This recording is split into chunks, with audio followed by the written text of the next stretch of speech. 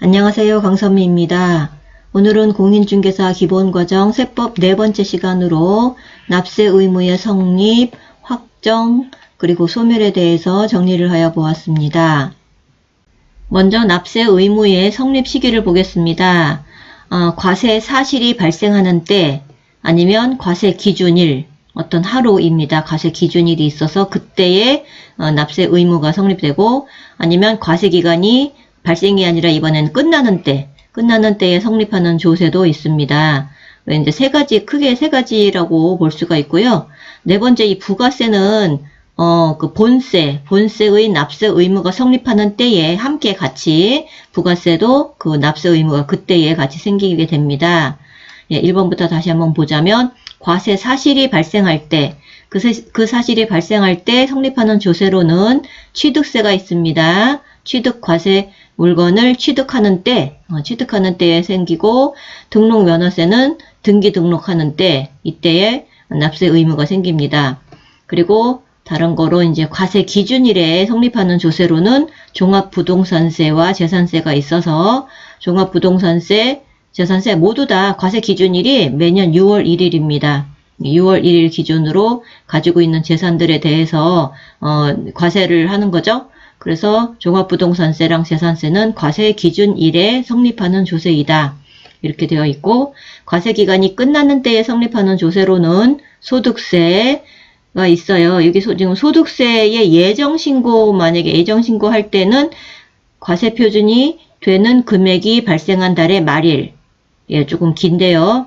과세 표준이 되는 금액이 발생한 달의 말일.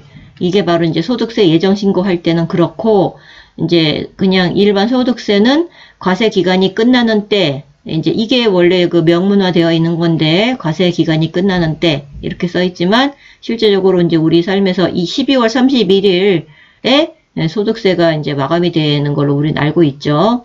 그래서 과세 기간이 끝나는 때에 성립하는 것은 이제 소득세가 되겠습니다. 소득세 예정신고하는 경우에는 과세 표준이 되는 금액이 발생한 달, 그 달의 말일, 이렇게 되겠습니다. 부가세는 이제 농어촌 특별세하고 지방교육세 정도만 우리가 좀 알고 있으면 되죠.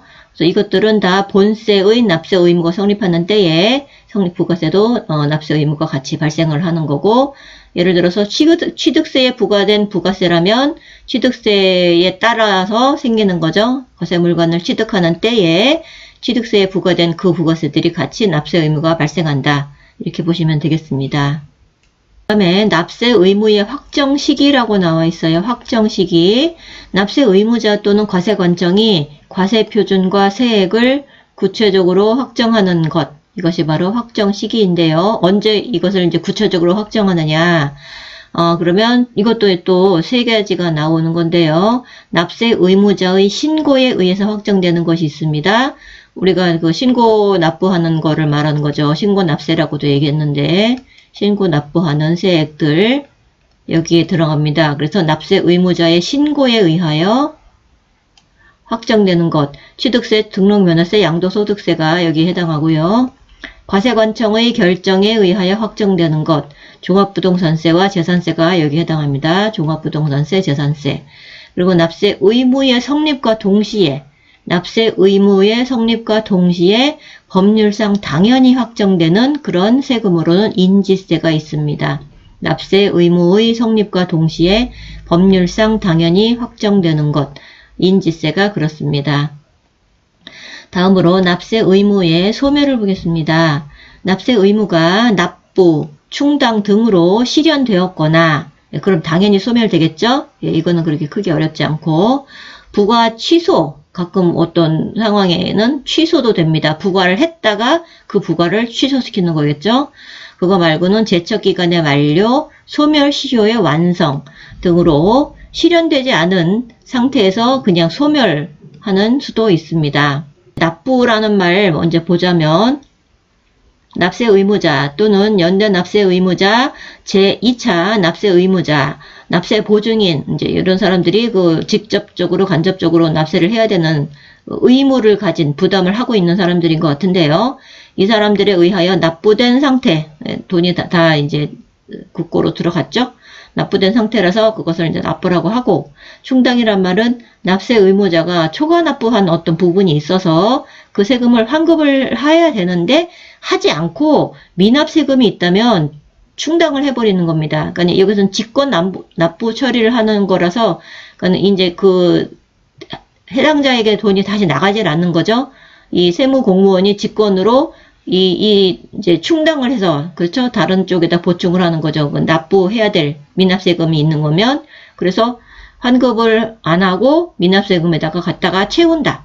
이런 것이 이제 충당이 될 것이고, 부과의 취소는 유효하게 성립된 그 부과 처분에 대하여 그 성립에 하자가 있음을 이유로 당초 부과 시점으로 소급하여 처분의 효력을 상실시키는 것, 그러니까 처음부터 부과하지 않았던 상황으로 돌이켜 놓는 것, 이렇게 보면 되겠습니다.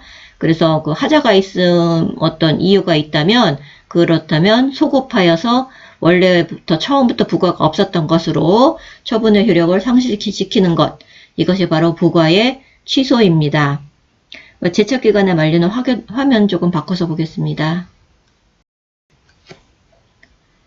그리고 제척기간의 만료라는 것은, 제척기간은 일정한 권리에 대하여 그 권리를 행사할 수 있는 법적 기간을 말합니다. 조세의 채권을 부과할 수 있는 기간에 해당 조세가 부과되지 아니하고 그 기간이 끝났으면 납부 의무는 소멸되고 정지, 중단 등 그런 것이 없이 법률 관계가 종결된다. 이것이 제척기간의 만료입니다. 그러니까 부과를 해야 되는데 부과를 안 하고 일정한 기간이 지나면 그것을 받아야 되는, 의무를 삼아야 되는 그 의무를 없애주는 거죠. 이 의무가 소멸됩니다. 그래서 정지나 중단 등 없이 법률 관계가 종결되는 것이 제척기간의 만료입니다.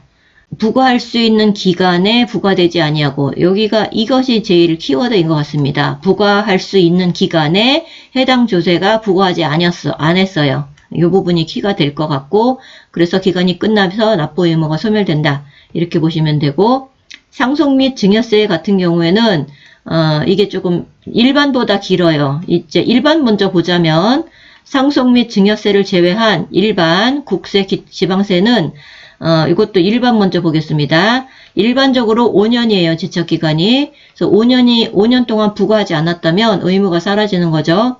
일반적으로 대개의 세금은 5년 동안 부과하지 않으면 사라진다. 5년이다. 제척기간이 5년이다. 그런데 만약에 사기나 기타 부정한 방법으로 포탈, 환급, 경감을 받았다. 이런 경우에는 5년이 아니라 10년이 되는 거고, 그 다음에 이제 상속 및 증여세가 좀 길어요. 그래서 상속 및 증여세의 일반, 단순 착오적으로다가 일반적으로 과소신고했다. 그럼 이거는 10년입니다. 그래서 상속 증여를 제외한 건 5년, 상속 증여는 10년. 이것이 이제 일반인데, 사기 부정이라면, 기타 부정한 방법이라면 15년이 됩니다. 상속 증여일 경우에, 사기 부정인 경우엔 15년이다. 그래서 5년, 그리고 10년, 요것도 10년, 요건 15년, 이렇게 됩니다. 일단 요거는 제일 알아둬야 될 것 같고, 이것도 알아둬야 될 것 같고, 기본이니까요.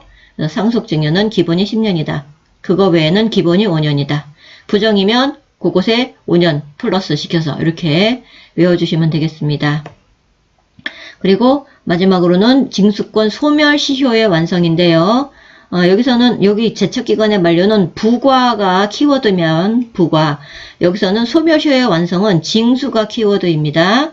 소멸시효라 함은 확정된 조세 채무에 관하여 조세 채권자가 납세 고지, 독촉, 체납 처분 이런 것에 의하여 권리 행사를 할 수 있었음에도 불구하고 5년 동안 권리를 행사하지 아니함으로써 그 권리가 소멸되면 이것이 이제 소멸시효의 완성이 됩니다. 그래서 소멸시효는 제척기간과는 다르게 중단도 있고 정지도 있어요. 그래서 실제로 소멸시효를 통해서 납세 의무가 사라지는 경우는 거의 없습니다. 그러니까 세무 공무원들이 여기 지금 5년이라고 써 있는데 5년 이내에 징수를 안 하고 있으면 소멸시효가 완성이지만 5년 이내에 징수를 하게 되죠. 고지서 발부, 독촉장 발부, 그렇죠? 체납 처분 어떤 그 절차들에 따라서 체납 처분 처리를 한다거나 이것이 일어나기 때문에 이제 실제로 그렇게 많지 않지만 어쨌든 법률적으로는 소멸시효라는 것이 있어서 이 안에 그 징수할 권리가 있는 그 이제 권리자죠. 권리자 뭐 지방자치단체라든지 국세라든지 이렇게 해서 거기 그 권리자들이 권리를 행사하지 않았다면 납세 의무가 소멸하게 되는 거겠죠. 그래서 중단이랑 정지가 있다. 이거는 제척기간이랑 다르다. 소멸시효에는 이게 있다. 이렇게 알아두시고 보통 일반적으로 5년인데요. 소멸시효도 5년인데 기본이 10년의 소멸시효를 갖는 경우가 있습니다. 소멸시효가 10년인 경우는 국세가 5억 원 이상, 금액이 크니까 이거는 10년까지도 이제 권리를 계속 가지고 있는 거죠. 징수할 권리를. 국세 5억 원 이상, 지방세 5천만 원 이상 이런 경우에는 그 소멸시효가 10년이 되겠습니다. 소멸시효가 10년. 그리고 기본적으로는 소멸시효가 5년이다. 그래서 제척기간은 부과해야 되는데 부과하지 않았다. 그래서 일정한 기간이 지나면 소멸. 그리고 소멸시효의 완성이라는 것은 그 기간 내에 징수를 해야 되는데도 불구하고 징수하지 않고 징수할 권리를 행사하지 않았다. 그러면 소멸된다. 이렇게 알아두시면 되겠습니다. 예, 오늘 네 번째 영상은 그렇게 길지 않고 별로 어렵지도 않은 내용이었던 것 같아요. 납세 의무의 성립과 확정, 소멸에 대해서 영상을 여기서 모두 마치도록 하겠습니다. 시청해 주셔서 감사합니다.